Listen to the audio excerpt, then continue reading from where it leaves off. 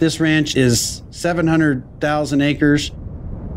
So we got 10 guys, 10 camps around. Just figure you're taking care of your 70,000 acres of yours. It's rough. Pay is low, the houses are rough, the hours are long, and there's isolation, and it doesn't work for everybody. This last couple that Rick hired, the wife wrote him a letter. And she wanted him to know that she understood the job. She understood what she was getting into.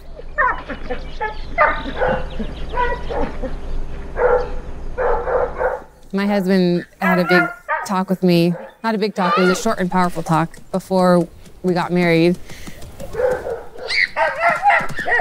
He said, I've always been a cowboy, I've never done nothing but be a cowboy. I'm not gonna quit being a cowboy and go work in the mines. You know, the money isn't important, I'm a cowboy.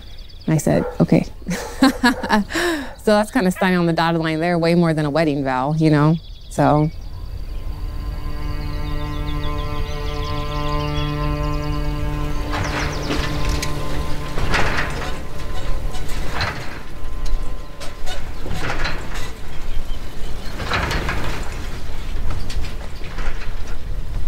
I grew up on kind of a family ranch that was about an hour from town, so not terribly remote.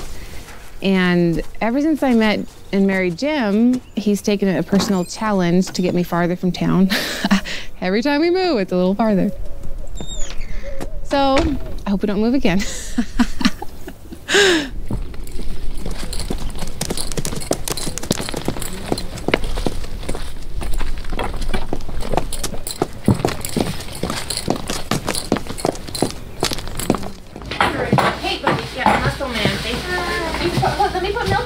The reason some ranches have cow camps, they call it a camp, but there's a solid structure, because people have asked me, do you live in a tent? No.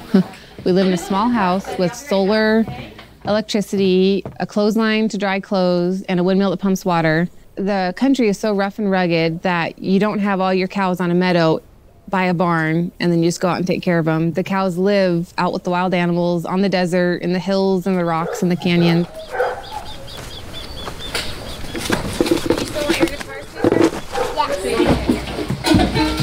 Milo, man, want your hat, dude? When we came here to interview, we came to Mahone, which is the roughest, most remote cow camp in Arizona. And I took one look and cried and said, no way in hell, I'm not moving there with my children.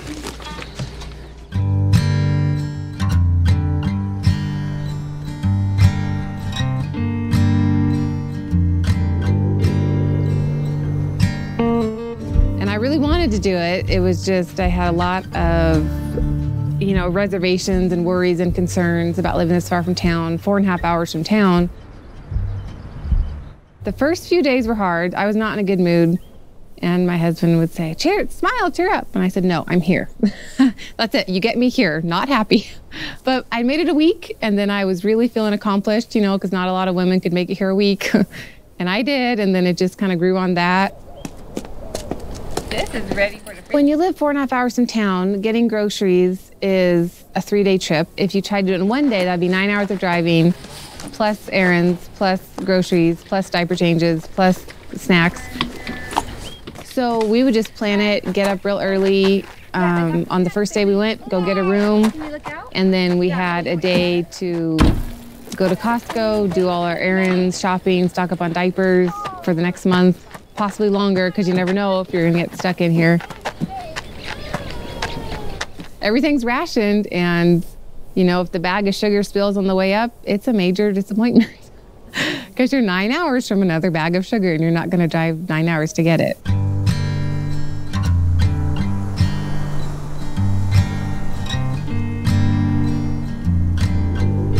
You think about your kids' health care, you just really hope they don't get hurt.